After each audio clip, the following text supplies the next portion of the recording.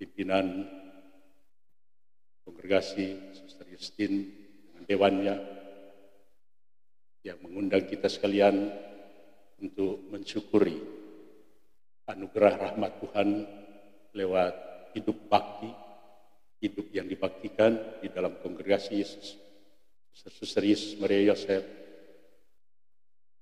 yang dibaktikan oleh para jubilaris, para suster. Perayaan ini diadakan pada hari ini, hari Jumat 16 September. Tentu kita juga bergabung dengan seluruh gereja universal yang hari ini memperingati Santo Cornelius dan Santo Cyprianus yang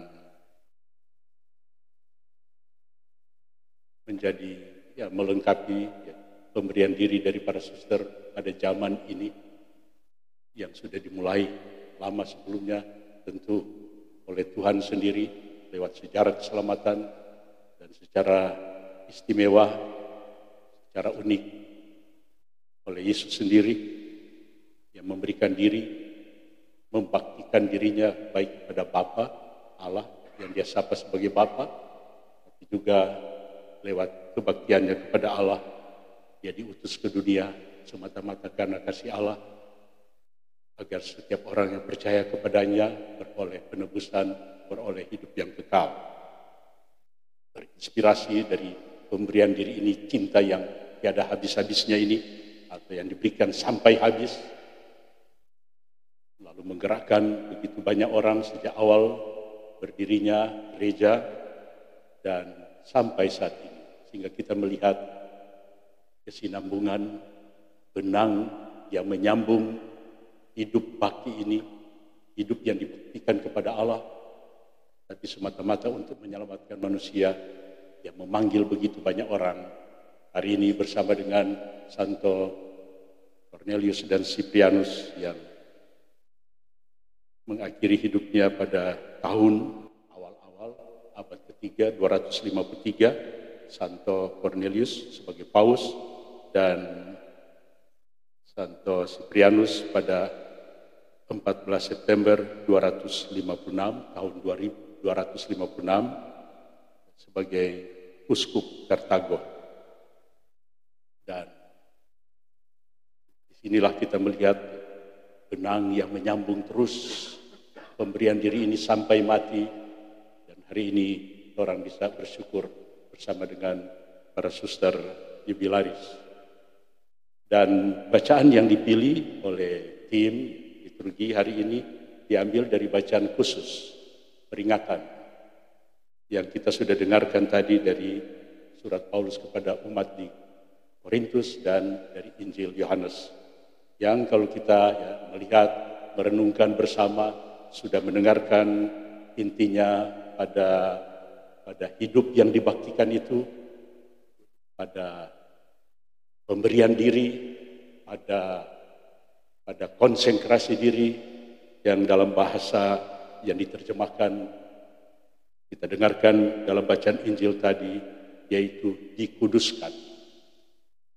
Dikuduskan, panggil oleh Allah untuk menjadi miliknya, bersatu dengannya, untuk menjiwai apa yang menjadi visi dan misi dari Tuhan, khususnya Yesus Kristus.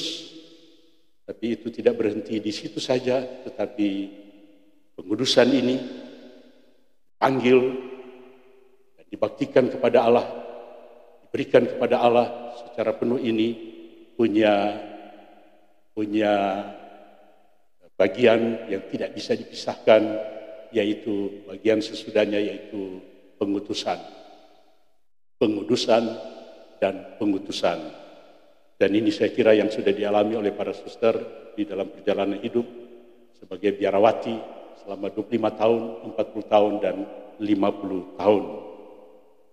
Dibaktikan kepada Tuhan, tetapi sekaligus juga itu ternyata tidak tinggal diam saja dalam keheningan, tetapi di dalam kegiatan, aktivitas, kerasulan, baik mulai dari komunitas sendiri maupun di dalam bidang-bidang kerasulan yang dijalani oleh para suster selama ini. sebelumnya, dahulu, sekarang, dan masih dilanjutkan. Kuduskan, dibaktikan, dikonsekrasikan, diabdikan kepada Tuhan, tetapi sekaligus juga dipersembahkan dalam pengutusan lewat rupa-rupa bidang kehidupan. Dalam komunitas, di dalam karya sosial, di dalam karya pendidikan, di dalam karya kesehatan, dan kegiatan-kegiatan lainnya. Menarik bacaan pada peringatan kedua orang kudus, Cyprianus, Cornelius dan Cyprianus, bacaan yang sudah sering tentu kita dengarkan pada rupa-rupa kesempatan, tapi hari ini tetap menjadi inspirasi bagi kita, tetap menjadi terang dan cahaya untuk memaknai perjalanan selama ini, sekarang di sini, dan kemudian untuk seterusnya. Dalam bacaan Injil, saya mulai dari bacaan Injil yang menunjukkan kepada kita pada perjamuan malam terakhir, Yesus menengadah, memandang ke langit, serta berdoa dalam konteks doa Yesus, doa agung Yesus. Luar biasa, dia berdoa. Pada bagian pertama kita tahu untuk dirinya sendiri, utusannya dimuliakan oleh Allah. Sekarang dia berdoa untuk para murid. Bagian kedua, Bapa yang kudus, peliharalah mereka dalam nama-Mu. Yesus berdoa di dalam nama Bapa untuk para murid. Luar biasa. Pertama dia berdoa bagi mereka. Ini bukan hanya doa pribadi yang juga Yesus buat, yang naik ke bukit atau ke tempat yang sunyi berdoa, tapi dia sekarang berdoa di depan umum, di depan para murid, supaya mereka tahu apa yang menjadi kepedulian, apa yang menjadi keprihatinannya, apa yang dia inginkan dari para murid, bahwa dia tetap memperhatikan mereka.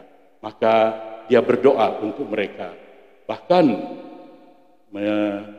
berdoa agar mereka dilindungi oleh Tuhan dalam nama-Mu, yaitu nama-Mu yang telah Engkau berikan kepadaku, supaya mereka semua menjadi satu sama seperti kita.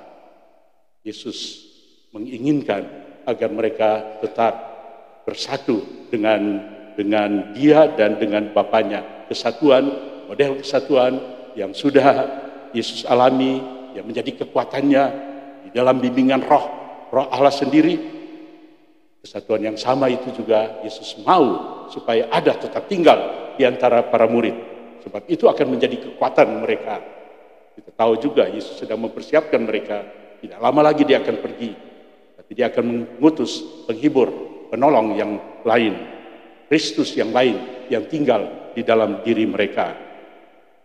Yesus berdoa untuk melindungi mereka, dan beberapa kali disebutkan di sini berdoa dalam arti apa? Supaya mereka dikuduskan.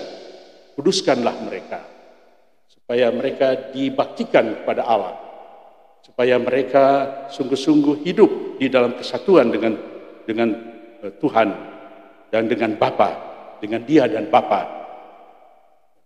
Pada bagian terakhir Yesus masih mengatakan, aku tidak meminta supaya engkau mengambil mereka dari dunia, tetapi supaya engkau melindungi mereka dari yang jahat. Dan kemudian Yesus melanjutkan, kuduskanlah mereka dalam kebenaran. Dan pada akhir kalimat terakhir, aku menguduskan diriku bagi mereka, supaya mereka pun dikuduskan dalam kebenaran. Luar biasa ya, kepedulian Yesus dan apa yang dia kehendaki supaya persatuan dengan Bapa yang dialami juga oleh para murid, supaya mereka dibaktikan, dikonsekrasikan, dikuduskan bagi Tuhan. Dalam memberikan atau mendoakan para murid ini, Yesus tahu juga kondisinya, konteksnya, bahwa mereka ada di dunia, mereka hidup di dunia. Namun dia mengatakan bahwa memang mereka ada di dunia bagaikan Tuhan yang lain, Kristus yang lain di tengah-tengah dunia ini. Namun dia mengatakan juga bahwa mereka bukan dari dunia ini. Mereka adalah Kristus yang lain di tengah-tengah dunia, bukan dari dunia ini, tetapi juga diperuntukkan bagi dunia ini untuk mengambil bagian di dalam karya perutusannya untuk menyelamatkan umat manusia. Saudara-saudara yang terkasih, kontras yang terjadi ketika kita ingat juga dalam Yohanes 3 ayat 16, begitu besar kasih Allah kepada dunia ini, sampai ia mengutus anaknya yang tunggal agar supaya mereka yang percaya kepadanya beroleh kehidupan yang kekal. Utusan itu terjadi di dunia ini. Namun dia juga menyadari bahwa mereka bukan dari dunia ini. Dan karena itu perlu dilindungi, perlu dijaga, perlu dipelihara, perlu didoakan terus-menerus. Saudara-saudara yang terkasih, pengutusan Yesus ke dunia ini menjadi suatu berkat bagi para murid yang tentu seperti Yesus katakan bahwa itu akan mendatangkan berkat. Aku mengatakan semuanya ini sementara aku masih ada di dalam dunia, supaya penuhlah sukacitaku di dalam diri mereka. Yesus mau supaya sukacita yang dialami oleh Yesus dalam kesatuan dengan Allah, di dalam pengudusannya, di dalam pemberian dirinya, juga menjadi bagian dari sukacita para murid. Dan dengan demikian, lalu mereka diutus di tengah-tengah dunia, walaupun bukan dari dunia ini, mereka tetap dilindungi, sebab Yesus tahu siapa dunia ini, apa dunia ini, dan Yesus tahu juga bahwa kejahatan masih ada di dunia ini, dulu, sekarang, dan yang akan datang. Dan karena itu, maka dia tetap mendoakan dia pada akhir dari bacaan ini, aku menguduskan diriku bagi mereka, untuk mereka aku menguduskan diri, aku memberikan diri, diutus ke dunia ini, turun ke muka bumi ini, ke dunia ini, untuk menyelamatkan dunia ini. Tapi mulai dari mana? Mulai dari siapa? Dari kelompok kecil ini, yang kiranya menjadi kekuatan, daya kekuatan dari Tuhan, model kehidupan bersama, yang nanti akan menjadi terang dan garam bagi dunia seterusnya. Supaya mereka pun dikuduskan dalam kebenaran. Saudara-saudara yang terkasih, dikuduskan dalam kebenaran ini adalah satu pesan inti dari kedatangan Tuhan di tengah-tengah kita, yang torang terus tetap jalankan dan wartakan. Dikuduskan dalam kebenaran dalam arti apa? Bahwa Allah mengasihi semua orang. Allah menghargai tiap-tiap kita. Allah mencintai kita seperti Agustinus mengatakan, seakan-akan hanya kita, hanya saya saja yang dikasihi oleh Allah, untuk mengatakan kita masing-masing penting di mata Tuhan. Dan inilah kebenaran yang hendaknya tetap dipegang sebagai milik, sebagai suatu pengalaman dikasih oleh Tuhan, dan sesudah itu diwartakan terus-menerus kepada dunia, kepada orang-orang yang lain kali menolak kebenaran itu, yang lain kali menyangkal bahwa ia dikasihi, yang lain kali menyangkal bahwa ia dilindungi, bahwa ia diperhatikan, yang lain kali menyangkal bahwa banyak orang mau menolong, membantu mereka. Justru dalam dunia ini, yang lain kali menolak kebenaran, bahkan yang memang sengaja, dengan sengaja dan tahu-menahu menolak kebenaran ini, firman sabda ini menjadi tetap menjadi garam dan terang, menjadi tetap signifikan dan relevan untuk kita wartakan terus-menerus. Dalam arti itu, maka hidup religius, hidup bakti yang sudah dihidupi oleh para suster luar biasa, menjadi suatu anugerah yang besar. Tuhan mengasihi para suster di mana saja berada, dan ini dengan pemberian diri ini, dengan hidup bakti ini menjadi satu kesaksian bagi banyak orang. Bukan hanya pada saat-saat kita berkarya, bekerja, tapi juga pada saat-saat hening kita berdoa sendiri, hening bersama dengan komunitas, mungkin juga di dalam penderitaan, di dalam sakit, di dalam masa di mana kita sendiri, ya, dalam masa lansia, kita tetap bisa memberikan kesaksian akan kebenaran ini, bahwa Allah mengasihi kita masing-masing dalam situasi apapun, termasuk di dalam penderitaan dan di dalam kondisi sakit, termasuk di dalam usia lanjut, kita tetap mempunyai tugas perutusan untuk mewartakan kebenaran, kebaikan Tuhan ini. Semoga demikian.